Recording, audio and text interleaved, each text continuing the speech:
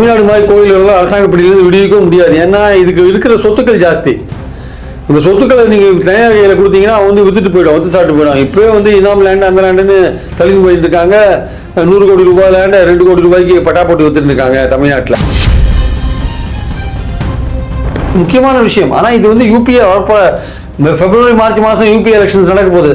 அதில் இது எவ்வளோ தூரம் எதிரொலிக்கும், பக்தர்களுடைய நம்பிக்கையை சீர்குலைக்கிற மாதிரியான விஷயம் தானே இது. 29 நோக்கி போகும்போது இளைஞர்களை ஒன்று சேர்த்துருமோ, கவர்மெண்ட்டுக்கு எதிராக ஒன்று சேர்த்துருமோன்னு ஒரு பயம் அவங்களுக்கு வந்துருச்சு. அதனால வேற வழி இல்லாத கடைசி கட்டத்தில் தர்மேந்திர பிரதானும் பலி கொடுக்க வேண்டிய நிலைக்கு தள்ளிட்டாங்க. அவங்க பலி கொடுத்துட்டாங்க. அவங்க ஐடியா பாருங்க. அமித்ஷா நடத்துவோம்னு ஒரு வார்த்தை சொன்னாங்க வேற. ஆமா, இதெல்லாம் வாபஸ் வாங்கலாம், நாங்கள் போராட்டம் நடத்துவோம், அமித்ஷா தான் காரணம் சொன்ன உடனே இப்போ அந்த போராட்டம் போயிடக்கூடாதுக்காக கேசஸ் எல்லாம் வாபஸ் வாங்கிட்டாங்க. அந்த கூட்டம் தேச விரோத கூட்டம்னா அவங்க வச்ச கோரிக்கையை நீங்க ஏத்துனீங்க. அவங்கள நீங்க அடக்க வேண்டிய விஷயத்தை பாருங்க. அவங்க கோரிக்கை ஏத்துக்கூடாது. அவங்க கோரிக்கையை ஏத்துண்டு அப்புறம் அவங்களையும் தேச விரோதிகள் எப்படி சொல்றீங்க? மோடி பிம்பம் உடைஞ்சிருக்கா சார்? இப்ப மோடி பிம்பம் கண்டிப்பா அவர் விட்டு கொடுக்க வேண்டிய நிலையில வந்ததுலேருந்து அவருடைய பிம்பம் உடைஞ்சிருக்குன்னு தெரியுது.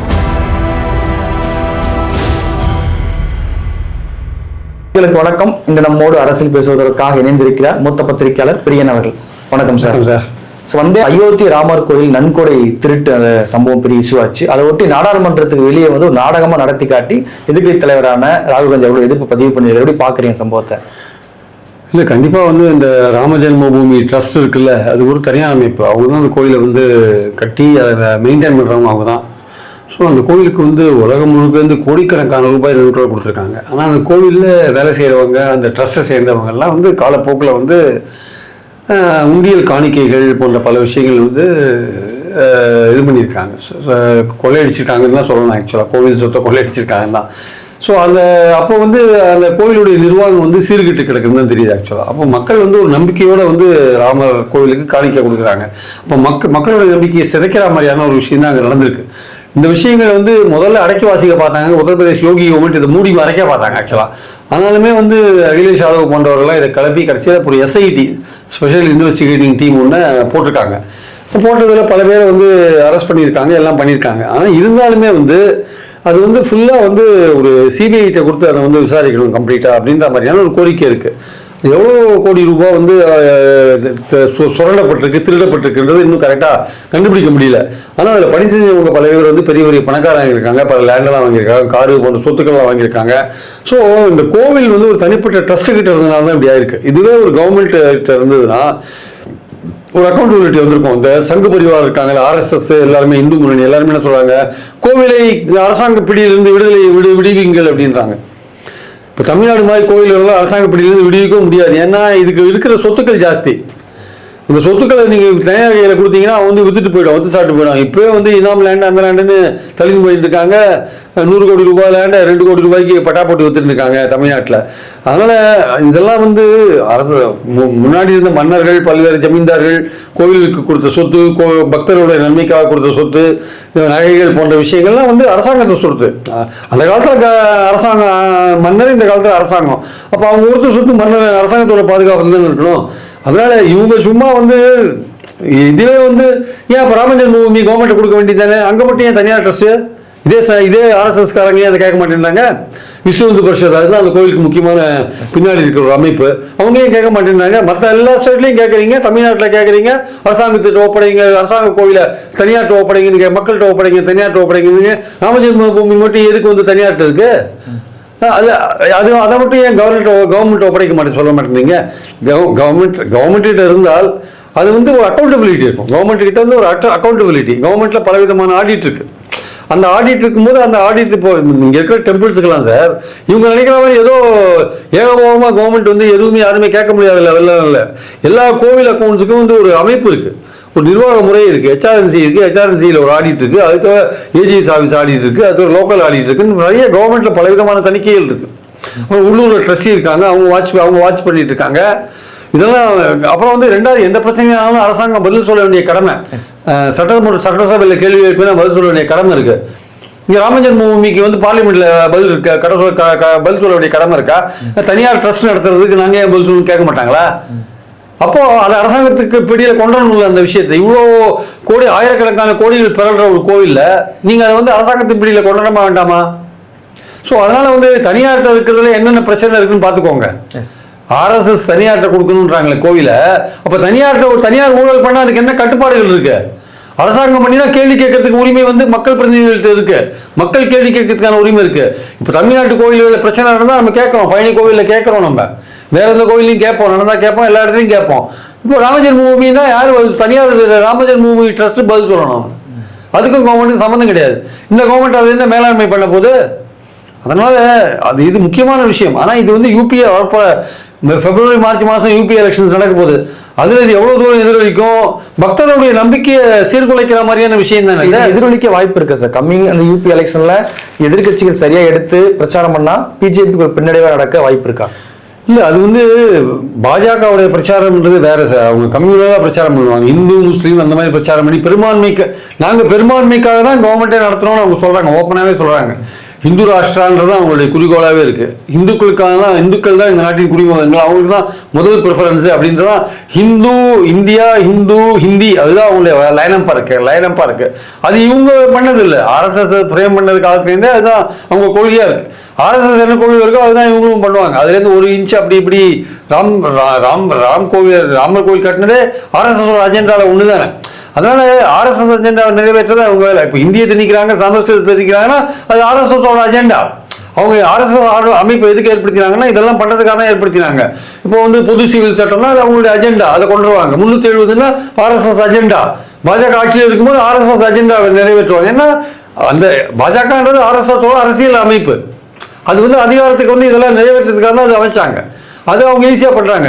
ஸோ அதனால் வந்து அவங்க தங்களுடைய கொள்கைகளில் என்றைக்கும் மாற மாட்டாங்க சார். சும்மா லெஃப்டில் இண்டிகேட்டர் போட்டு ரைட்டில் போவாங்க, இப்படி போகிற மாதிரி தெரியும், கரெக்டாக இப்படி போவாங்க. அவங்க அஜெண்டா எது இருக்கோ அதுதான், அதில் தான் அவங்க செயல்படுவாங்க. ஐயோ நாங்கள் வந்து அப்துல் கலாமியை நாங்கள் ஜனாதிபதியாக நியமிச்சோன்னுவாங்க. அது ஏன் நியமிச்சிங்கன்னா குஜராத் கலவரத்துக்கு அப்புறம் நீங்கள் ப்ளீஸ் பண்ண வேண்டியிருக்கு முஸ்லீம்ஸ், அதனால் நியமிச்சிங்க. அப்துல் கலாம் வந்து அவர் ஒன்றும் ஹார்ட் கோர் ஃபெனாட்டிக்கு அது மாதிரிலாம் கிடையாது. அவர் வந்து அவர் கவர்மெண்ட் ஆஃபீஸர்.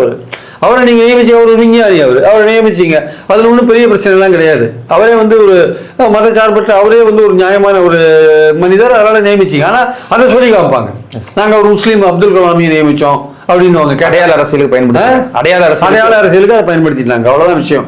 அப்துல் கலாமே வந்து தன்னை வந்து ஒரு மதவாதியாக காமிச்சதில்லை, எதையும் காமிச்சது. அவர் ஒரு நியூட்ரலான ஒரு பிரச்சனை தான் காமிச்சிருந்தார். அவருடைய மத நம்பிக்கைகள் இருக்குமே தவிர, இவங்களுக்கு குஜராத் கலவரத்துக்கு அப்புறம் முஸ்லீம் கம்யூனிட்டியை பத்தி, முஸ்லீம் கம்யூனிட்டி நம்ம மேல கோபமா இருக்கு, அதை ப்ளீஸ் பண்ணணும்னு பார்த்து அதை பண்றாங்க. ஆக்சுவலா வந்து நடுவில் இப்போ சிஜேபி வந்து 35 நாட்கள் மேலே போராட்டம் பண்ணி மத்திய கல்வித்துறை அமைச்சர் தர்மேந்திர பிரதானை வந்து பதவிகளுக்கு வச்சிருக்காங்க. இவங்க வந்து அடுத்து நகரத்துக்கான வாய்ப்பு இருக்கா? 2029 நாடாளுமன்றத்தை நோக்கி நகருவாங்களா? எப்படி நினைக்கிறீங்க செயல்பாடுகள்? இல்லை, இன்னைக்கு அந்த வழக்குகள்லாம் கூட அவங்க வாபஸ் வாங்கிட்டு தான் கேள்விப்பட்டேன். இந்த டெல்லி கவர்மெண்ட் ஹோம் டிபார்ட்மெண்ட் வழக்குகள்லாம் கூட வாபஸ் வாங்கிட்டாங்கன்னு கேள்விப்பட்டேன். அதாவது இன்னொரு இந்த மாதிரியான ஒரு அசம்பிளி வரதுக்கு சான்ஸாக இருக்காங்கன்னா அந்த ஒரு குறிப்பிட்ட நோக்கத்துக்காக தான் அந்த கரப்பாம்பூச்சி போராடினாங்க. அதாவது தர்மேந்திர பிரதான் இந்த நீட் தேர்வில் இருக்கிற குளறுபடிகள், கேள்வித்தாள் அவுட் ஆகுது போன்ற விஷயங்கள், அதனால் ஏற்பட்ட மன உளைச்சல், இளைஞர்களுக்கான பாதிப்புகள். ஸோ அந்த ஒரு லிமிட்டட் பர்பஸ்க்காக தான் அந்த கூட்டம் கூடித்து. ஆக்சுவலாக அதை வந்து அவங்க அச்சீவ் பண்ணிட்டாங்க. அதை இந்த கவர்மெண்ட் எடுத்து அவங்க அச்சீவ் பண்ணதே பெரிய விஷயம். அதனால் மோடி கவர்மெண்ட் 12 வருஷத்தில் எதுக்குமே அசைஞ்சு கொடுக்காத, எந்த மந்திரி ரிசைன் பண்ணாத இருந்தான். இந்த MJ அக்பர் மட்டும் தான் ரிசைன் பண்ணார். இது ஒரு பெண்கள் மீ டூ விஷயத்தில் அவர் ரிசைன் பண்ணார். ஆனால் மற்றவங்க யாருமே ரிசைன் பண்ண மாதிரி தெரியல. ஏன்னா அந்த அளவுக்கு ஸ்ட்ராங்காக இருந்தார். எதை கேட்டாலுமே மோடி கவர்மெண்ட் எதையும் பண்ணுற மாதிரி இல்லை. அதனால இந்த போராட்டம் அவங்களை அசைச்சு பார்த்துது. ஆக்சுவலாக இந்த போராட்டம் வந்து பிஜேபிக்கு ஒரு பயத்தை கொடுத்துருது. ஆக்சுவலாக ஏன்னா வந்து இது வந்து 29 நோக்கி போகும்போது இளைஞர்களை ஒன்று சேர்த்துருமோ, கவர்மெண்ட்டுக்கு எதிராக ஒன்று சேர்த்துருமோன்னு ஒரு பயம் அவங்களுக்கு வந்துருச்சு.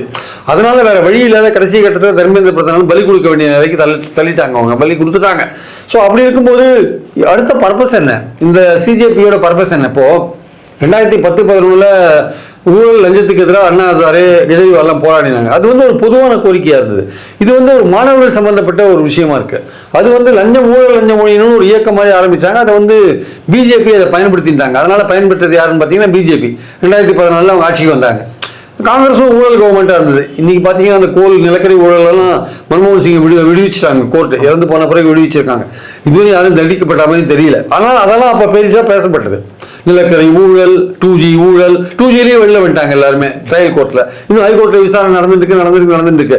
அப்போ என்னென்னலாம் வந்து ஊழல் சொல்லப்பட்டதோ அதெல்லாம் வந்து பெரிய அளவில் ப்ரூவ் ஆகலை பின்னாடி. இருந்தாலுமே அந்த கோஷத்தை பயன்படுத்தி பிஜேபி ஆட்சிக்கு வந்துட்டாங்க. இன்னைக்கு வந்து பார்த்தீங்கன்னா ஒரு லிமிட்டட் பர்பஸோட இவங்க போராடினாங்க. அது பிஜேபி எதிர்பார்க்கல. அவங்க என்ன நினைச்சாங்க, ஜந்தர் மந்தர்ல தினசரி 10 கூட்டம் போராட்டம் நடந்துட்டு இருக்கு, இது ஒரு 14வது போராட்டம், ஒரு நாள் நடக்கும் 2 நாள் கடன் போயிடுவாங்க பார்த்தாங்க. இவங்க எதிர்பார்க்கறது அந்த சோனம் வாங்குச்சிக்கு வந்து உண்ணாவிரதம் இருப்பான்னு எதிர்பார்க்கல. அவர் வந்து இறங்கி உண்ணாவிரதம் இருந்து அவர் 20 நாள் உண்ணாவிரதம் இருக்கவே அது ஒரு பெரிய இஷ்யூ ஆயிடுச்சு. ஸோ டெய்லி வந்து நிறைய இளைஞர்கள் வர ஆரம்பிச்சிட்டாங்க. அவங்களுக்கு இந்த சோஷியல் மீடியா நல்ல பலன் கை கொடுத்தது அவங்களுக்கு. ஸோ அது மட்டும் இல்லை, மக்கள் உண்மையிலேயே இளைஞர்கள் பாதிக்கப்பட்டிருந்தாங்க. இப்போ நீட் தேர்வில் 22 லட்சம் பேர் எழுதுறாங்க. அது ரத்து பண்ணால் அவங்களுக்கு எவ்வளோ மன உளைச்சல் வருது. அது ஒரு தடவை 2 தடவை ரத்தானா பரவாயில்ல, 3 தடவை கேள்வித்தாள் அவுட் ஆயிருக்கு. 3 தடவை கேள்வித்தாள் அவுட் ஆனால் அது வந்து எழுதுகிற பையனுக்கு எவ்வளோ தூரம் மன உளைச்சல் கொடுக்கும் ஆக்சுவலாக. அதனால் அது உண்மையிலேயே ஒரு முக்கியமான விஷயம்.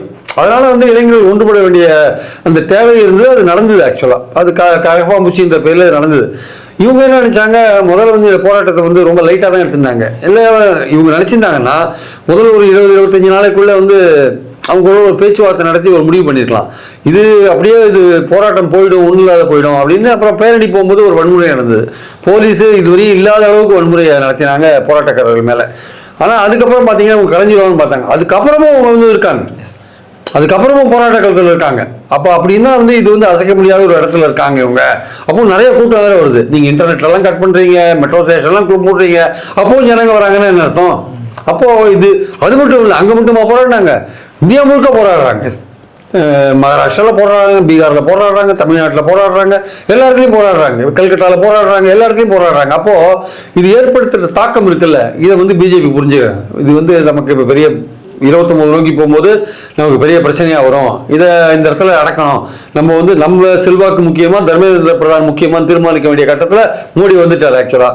ஸோ தர்மேந்திர பிரதான் பலி கொடுத்துட்டார். இப்போ பிஜேபிக்கு என்ன பிரச்சனைனா, ஒரு குறிப்பிட்ட பிரச்சனைக்காக போராடினோம், அது முடிஞ்சு போச்சு. இனிமேல் அடுத்த நீட் எலெக்ஷன்ஸ், நீட் தேர்தல் எப்படி நடக்குது, நீட் எக்ஸாம் எப்படி நடக்குதுன்னு பார்க்கணும். இப்போ ஏற்றின சட்டங்கள்லாம் பலன் கொடுக்குதா பார்க்கணும். போட்ட உயர்மட்ட குழு என்ன சஜஷன் கொடுக்கணும், அதை என்ன அமுல்படுத்துறாங்கன்னு பார்க்கணும். அதெல்லாம் ஒட்டி தான் சிஜேபியோட ஃபியூச்சர் ப்ரோக்ராம் இருக்கிறதுக்கான வாய்ப்பு இருக்குது. அப்போது அவங்க வேற என்ன அஜெண்டாவை கையில் எடுப்பாங்க? இவர் அமித்ஷா அவர்களும் பதவி விலகணுங்கிற கோரிக்கை அபிஜித் வைக்கிறாரு. இல்லை அதான் அது வந்து இப்போ தான் தீப்கே சொல்லியிருக்காரு. எஸ், அபிஜித் தீப்கே இப்போ சொல்லியிருக்காரு. அமித்ஷாவுக்கு தெரிஞ்சுதான் வந்து வன்முறை நடந்தது, போலீஸ் வன்முறை. அமித்ஷா சொல்லி தான் அந்த விஷயங்கள்லாம் நடந்தது, வன்முறை நடந்தது. அமித்ஷா பதவி விலகணும்னு சொல்லியிருக்காரு. பட் அந்த விஷயத்தை எவ்வளோ சீரியஸாக அவங்க எடுத்துன்னு போவாங்க, அதெல்லாம் வந்து நடக்க வாய்ப்பே கிடையாது. அமித்ஷாவை பதவி விட்டு நீக்கிறதுன்றதெல்லாம் கற்பனையே பண்ணி பார்க்க முடியாது. தர்மேந்திர பிரதானே நம்ம கற்பனை பண்ணி பார்க்கல, அப்புறம் அமித்ஷாவை பற்றி நம்ம கற்பனை பண்ணியே பார்க்க முடியாது. அபிஷேக் தீப்தே எப்படி அதை சொல்றாரு நமக்கு தெரியல. அமித்ஷாவை நீக்கிறதுன்றது வந்து ஆல்மோஸ்ட் வந்து பாஜக வந்து 29ல் இப்பவே தன் தோல்வி ஒப்புக்கிற மாதிரி ஆயிடுது ஆக்சுவலா. அதுக்கான வாய்ப்புகள் ரொம்ப ரொம்ப குறைவு. இருந்தாலும் தீப்தே கேட்கிறாரு அப்படின்னா அவர் அதை எப்படி கொண்டு போறாருன்னு தெரியாது. இது இந்த போராட்டத்தோட ஒரு தொடர்ச்சியாக தான் இருக்கும் ஆக்சுவலா. நீட் போராட்டத்தோட ஒரு தொடர்ச்சியாகவும் இப்போ அவர் வந்து அமித்ஷா நம்ம சொன்னதுனால தான் உடனே வாபஸ் வாங்கினாங்க கேஸ்லாம். அவங்க ஐடியா பாருங்க, அமித்ஷா நடத்துவோம்னு ஒரு வார்த்தை சொன்னாங்க வேற. ஆமா, இதெல்லாம் வாபஸ் வாங்கலாம், நாங்கள் போராட்டம் நடத்துவோம், அமித்ஷா தான் காரணம் சொன்னோடனே இப்போ அந்த போராட்டம் போயிடக்கூடாதுக்காக கேசஸ் எல்லாம் வாபஸ் வாங்கிட்டாங்க. ஏன்னா அமித்ஷா ராஜினாமா கோரி மறுபடியும் உட்காந்துட்டாங்கன்னு என்ன பண்ணுறது, அது பெரிய சிக்கலாயிடும் இல்லை உடனே. அதனால தான் உடனே டக்குன்னு வாபஸ் வாங்கிட்டாங்க. ஏன்னா சுப்ரீம் கோர்ட்டே 18 வயசு கீழே இருக்கிறவங்க தான் விடுவிக்க சொன்னான், மேலே இருக்கிறவங்களை பற்றி அவன் கண்டுக்கல, அந்த எஃப்ஐஆர் அப்படியே கண்டினியூ பண்ண சொல்லிட்டான். ஆனால் இவங்க என்ன சொல்லிட்டாங்க, அது ஒத்துக்க முடியாது, எல்லா ஸ்டேட்லையும் நீங்கள் ரத்து பண்ணணும், டெல்லியிலையும் பண்ணணும். இப்போ வழி இல்லாத இப்போ அமித்ஷா அப்படின்னு ஒரு ஆட்சி ஆரம்பித்த உடனே இப்போ எல்லா கேஸையும் வித்ரா பண்ணிட்டானுங்க. இப்போ அமித்ஷா பேரை யூஸ் பண்ணதால தான் வித்ரா பண்ணிட்டானுங்க. இல்லாட்டி வித்ரா பண்ணுறதுக்கான வாய்ப்புகள் ரொம்ப ரொம்ப கம்மி. ஏன்னா அவங்களுடைய பார்வை எப்படி இருந்ததுன்னா, ஆர்எஸ்எஸ் பிஜேபி பார்வை, போராட்டக்காரர்கள்லாம் வன்முறையாளர்கள், போராட்டக்காரர்கள்லாம் வந்து பாஜகவுக்கு எதிரானவர்கள், போராட்டக்காரர்கள்லாம் தேச விரோதிகள், போராட்டக்காரர்கள்லாம் வந்து பாகிஸ்தான்காரர்கள், பாகிஸ்தானோட அவங்க ஆலோசனை பேரில் செயல்படுறவங்க, போராட்டக்காரர்கள் எல்லாருமே வந்து பிஜேபிக்கு எதிரானவங்க, மோடிக்கு எதிரானவங்க. அவங்க வந்து வன்முறை பண்ணுறதான் அவங்க வேலை, அவங்க கவர்மெண்ட்டை கவுக்கிறதுக்காக தான் அவங்க வந்தாங்க. அதுவும் சைனா சொல்லி தான் வந்தாங்க, பாகிஸ்தான் சொல்லி தான், அமெரிக்கா சொல்லி வந்தாங்க சொல்றேன். அமெரிக்காவில இருந்து அபிஜித், அமெரிக்கால இருந்து வந்தாங்க. இப்படிலாம் அவங்க கட்டமைச்சாங்க. இப்படிலாம் கட்டமைச்சவங்க ஒரு 2 விஷயம் இருக்கு சார். ஒன்று, நீங்க மாணவர்களோட ஜனநாயக உணர்வை மதிச்சு ஒரு ஆக்ஷன் எடுத்து தர்மேந்திர பிரதானை வெளில அனுப்புறீங்கன்னா அது ஒரு ஜனநாயக உணர்வை மதிச்சு நீங்க வெளில அனுப்புற ஒரு விஷயம். ஆனால் தர்மேந்திர பிரதானையும் பலி கொடுக்குறீங்க, இன்னொரு பக்கம் மாணவர்களோட போராட்டத்தையும் கொச்சப்படுத்துறீங்க, தேச விரோதிகள். அப்போ ஏதாவது ஒன்று தான் உண்மையாக இருக்க முடியும். அப்போ தேச விரோதிகளான மாணவர்கள் சொன்ன விஷயத்துக்கு நீங்கள் அடி பண்ணிட்டீங்க, அப்படி ஒரு கேள்வி வருது இல்லை? அவங்க தேச விரோதிகள்னு உங்கள் பார்வை இருந்ததுன்னா அந்த தேச விரோதிகள் நீங்கள் டீல் பண்ணிட்டு போங்க. எதுக்கு அப்போ தர்மேந்திர பிரதானை பலி கொடுத்தீங்க? ஒன்று, நீங்கள் வந்து அவங்க உணர்வை ஏற்றுக்கொண்டு நீங்கள் வந்து பலி கொடுத்தீங்க, தர்மேந்திர பிரதான தார்மீக ரீதியாக அவர் பொறுப்பெடுத்திருந்தாரு, ரிசைன் பண்ணாருன்னா அது ஜனநாயகத்துக்கு அழகான ஒரு விஷயம். ஆனால் அதையும் பண்ணிட்டு மாணவர்களை தேச விரோதிகள் சொல்ற அந்த இரட்டை வேடம் எப்படி சரியாகும்? அவங்களுக்கே அது குழப்பம். ஏன்னா வேற வழி இல்லை. அது உண்மையிலேயே மாணவர்கள், பெரும்பான்மை மாணவர்கள். அந்த மேடை எப்படி அமைஞ்சு போச்சுன்னா, மோடிக்கு எதிராக இருக்க எல்லாரும் திரள்றதுக்கான ஒரு மேடையே அமைஞ்சு போச்சு. ஆக்சுவலா பல்வேறு விதங்கள்ல மோடி மேல கோபமா இருப்பாங்கல்ல, அது 370 இருக்கலாம், வேறு பல விஷயங்களா இருக்கலாம், பல விஷயங்கள் இருக்கலாம். மாணவர்களுக்கு பல பிரச்சனைகள் இருக்கலாம், வேலையில்லா திண்டாட்டம் இருக்கலாம், இந்த கவர்மெண்ட் ஒன்றுமே பண்ண மாட்டேங்குது இருக்கலாம், இந்த கவர்மெண்டோட பிரிவினைவாதம், பிளவுவாதம் பிடிக்காத இருக்கலாம், பல விஷயங்கள் இருக்குல்ல. அதனால பாயிண்ட் என்னன்னா இப்போ சிஜேபிக்கு அடுத்த என்ன அஜெண்டா இருக்குன்றது இருக்குல்ல. அந்த அஜெண்டாவை அவங்க 29 நோக்கி போகும்போது இதே கட்டுப்பாடோட போவாங்க. அது ஒரு பார்ட்டி கிடையாது. அதுக்கு இனிமேல் ஒரு அஜெண்டா செட் பண்ணணும்னா இப்போ மோடியோட கவர்மெண்ட் வாட்ச் பண்ணுவாங்க. மக்களுக்கு எதிரான ஏதாவது பிரச்சனை அவங்க கையில் எடுப்பாங்களா, இல்லை இளைஞர்களோட வேற ஏதாவது பிரச்சனை கையில் எடுப்பாங்களா, எப்படி போவாங்க, ஏது போவாங்க எல்லாம் தெரியாது. அதனால தற்சமயத்துக்கு அந்த போராட்டம் எந்த நோக்கத்துக்காக ஆரம்பிக்கப்பட்டதோ அந்த நோக்கம் ஓரளவுக்கு முடிஞ்சு போச்சு. இனிமே அவங்க என்ன சொல்லி தெருவுக்கு வருவாங்கன்றதை பொறுத்து தான் அவங்களுடைய அடுத்த கட்ட எழுச்சியை நம்ம பார்க்கணும். ஆக்சுவலா இப்ப 3 முறை இன்ஸ்டால பிரதமர் மோடி அவர்கள் வீடியோ போட்டிருக்காரு. நேற்று கூட ஒரு வீடியோ போட்டிருக்காரு. இன்ஸ்டாக்குள்ள இப்ப பிஜேபி உள்ள இறங்கி இருக்காங்களா இளைஞரை கவர் பண்றன்னு பேர்ல? அதுதான் அபிஜித் தீப்தேவ் சொல்றாரு, நல்ல இன்ஃபுளுசரா மாறிட்டாரு பிரதமர் அப்படின்னு தான் சொல்றாரு. ஏன்னா இன்னைக்கு அவங்களுக்கு இன்ஸ்டால கிட்டத்தட்ட 3 கோடி பேர் இருக்காங்க சார் சிஜேபிக்கு. இவங்களுக்குலாம் காங்கிரஸுக்கோ பிஜேபிக்கு கூட அந்த அளவுக்கு இன்ஸ்டால ஃபாலோவர்ஸ் கிடையாது. ஆனா அதையும் கொச்சப்படுத்துறாங்க. அந்த ஃபாலோவர்ஸ்ல பாகிஸ்தான்ல பாதி பேர் இருக்கான், சைனால பாதி பேர் இருக்கான், துருக்கியில பாதி பேர் இருக்கான், அதையும் கொச்சப்படுத்துறாங்க. அதாவது அப்ப அப்படி பார்த்தா இந்த வெளிநாட்டுல யாருமே இருக்கும். நான் என்ன சொல்றேன், நீங்க என்னோட கேள்வி ஒரே கேள்விதான். அந்த கூட்டம் தேச விரோத கூட்டம்னா அவங்க வச்ச கோரிக்கையை நீங்க ஏத்துனீங்க. அவங்கள நீங்க அடக்க வேண்டிய விஷயத்த பாருங்க. அவங்க கோரிக்கை ஏத்துக்கூடாது. அவங்க கோரிக்கையை ஏத்துட்டு அப்புறம் அவங்களையும் தேச விரோதிகள் எப்படி சொல்றீங்க? ஸோ இந்த இன்ஸ்டா போன்ற விஷயங்கள், சோசியல் மீடியா போன்ற விஷயங்களை அவங்க நல்லா பயன்படுத்திட்டாங்க. யாரு இல்லாட்டி ஒரு இன்டர்நெட்லாம் ஆஃப் ஆகிருக்கிற ஒரு இடத்துல, கம்யூனிகேஷன்லாம் தடுத்த ஒரு இடத்துல எப்படி சார் அவங்களால ஆட்களை சேர்க்க முடியும்? ஆக்சுவலாக பார்த்தீங்கன்னா அந்த போராட்டத்தில் கலந்துட்ட ஒருத்தர் என்கிட்ட சொன்னாங்க, அங்கே டெல்லியில் போய் கலந்துட்டு சென்னைக்கு வந்தவங்க சொன்னாங்க, அந்த இடத்துல இன்டர்நெட்லாம் கட் ஆஃப் பண்ண கம்ப்ளீட்டாக பேன் பண்ணிது. எதுவுமே இதே கிடைக்கல, டேட்டாவே அங்கே கிடைக்கலாங்க. இன்டர்நெட்டே எல்லாம் கம்ப்ளீட்டாக பேன் ஆயிருக்கு. ஆனாலுமே அங்கே அந்த பசங்க வேற ஏதோ ஒரு டெக்னாலஜி யூஸ் பண்ணுறாங்க. அது என்ன டெக்னாலஜி தெரியாது. அந்த டெக்னாலஜியில் மெசேஜ் எல்லாம் அனுப்புகிறாங்களாம். ஓகே, அது என்ன டெக்னாலஜின்னு தெரியாது. அந்த மாதிரி சொன்னாங்க எங்கிட்ட, சார் நான் எங்களுக்கு எதுவும் தெரியல சார், பட் ஆனால் அந்த பசங்க வேற ஒரு டெக்னாலஜி ஹேண்டில் பண்ணுறாங்க. அது இந்த இன்டர்நெட் இல்லாட்டி கூட ஒர்க் பண்ணுது அப்படின்றாங்க. அது என்ன டெக்னாலஜியோ அது ஏதோ தெரியாது. அந்த அந்த அங்கே கலந்துட்ட மேடம் எனக்கு அவங்க பார்த்தபோது சொன்னாங்க. ஸோ அதனால பசங்க ரொம்ப புத்திசாலியாக இருக்காங்க. உங்களோட அவங்க புத்திசாலியாக இருப்பாங்க. நீங்கள் பழைய காலத்தில் சொல்லுவாங்க, நீங்கள் தட்டில் பூந்து அவங்க கோலத்தில் போவான்னுவாங்க.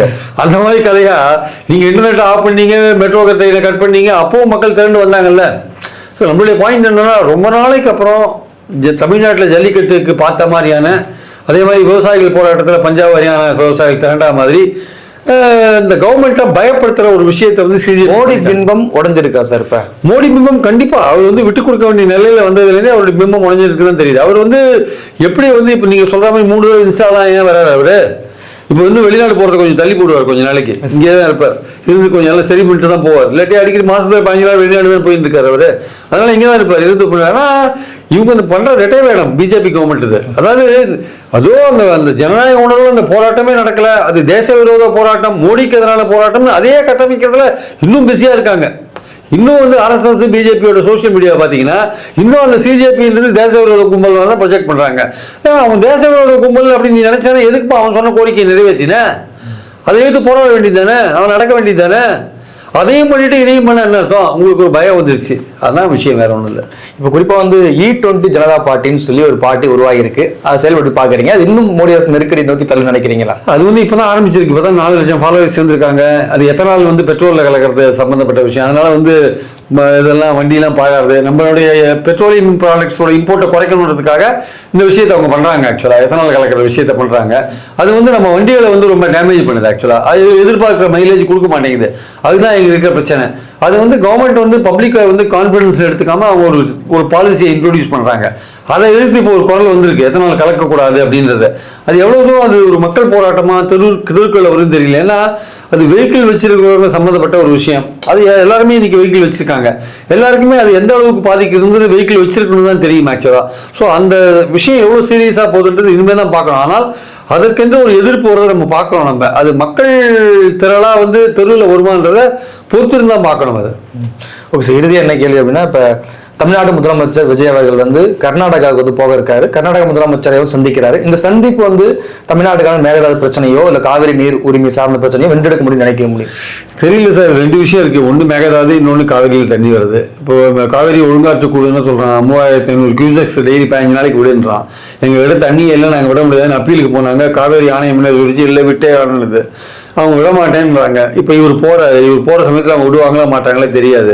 ரெண்டாவது வந்து காவேரி விஷயம் சம்மந்தப்பட்ட எல்லாத்துக்குமே காவேரி மேலாண்மை ஆணையம் இருக்கு. அதுக்கப்புறம் அதை ஒட்டின சுப்ரீம் கோர்ட் தீர்ப்பு 2018 தீர்ப்பு இருக்கு. அது 15 வருஷம் அது அப்ளை ஆகும். அப்படி இருக்கும்போது எல்லாமே நம்ம அந்த ஆணையம் மூலமாக தான் நம்ம செஞ்சுக்கணும் காரியம். தஞ்சாவூர் விவசாயிகள் டெல்டா விவசாயிகள்னு சொல்றாங்க, பேச்சுவார்த்தையில ஒரு அர்த்தமும் கிடையாது அப்படின்றாங்க. எனவே ஒன்று நமக்கு சுப்ரீம் கோர்ட் கதவை தட்டணும், தண்ணி கொடுக்கலன்னா சுப்ரீம் கோர்ட் கதவை தான் தட்டணும். நம்ம எல்லாரும் காவேரி ஆணையத்தை தட்டணும். காவேரி ஆணையம் சொல்றதையும் கர்நாடகா கேட்கலன்னா சுப்ரீம் கோர்ட் தான் நம்ம போக வேண்டிய கட்டாயம் இருக்கிறத நம்ம பார்க்குறோம். அதனால இவங்ககிட்ட போயிட்டு பேசி இது வேணா இவர் போய் அங்கே போய் பேசுறதுனால 2 நாள் பேப்பர்ல ஒரு பெரிய ஹைப்பா இருக்கலாம். 2 சீஃப் மினிஸ்டர் சந்திப்பு, காவேரி விஷயத்துல வந்து விஜய் ரொம்ப பெரிய அக்கறை எடுத்துட்டு இருக்காரு, அது இதுன்னு வரலாம். ஆனா இதனால என்ன அவுட்கம்? அவன் தண்ணி கொடுக்க முடியாதுன்றதுல அவன் தெளிவா இருக்கான், மேகதாது கட்டுறதுல தெளிவா இருக்கான். அவனை போய் நீங்க என்ன பண்ணுவீங்க? மேகதாது இப்போ மத்திய மந்திரி என்ன சொன்னாரு? மேகதாது கட்டுறதுக்கு ஆற்றோட கீழ்ப்பக்கம் இருக்கிற மாநிலங்களோட அனுமதி தேவையில்லை அப்படின்னு சுப்ரீம் கோர்ட்டே சொல்லியிருக்கான்னு சொல்லிட்டார். அது தப்பு. இன்னைக்குமே வந்து ஆற்றுக்கு மேல் பக்கம் இருக்கிறவங்க எந்த ஒரு காரியத்தை பண்ணாலுமே ஆற்றுக்கு கீழ்ப்பக்கம் இருக்கிறவங்களுடைய நலன்கள் பாதிக்கப்படக்கூடாது. அது இயல்பான விஷயம்.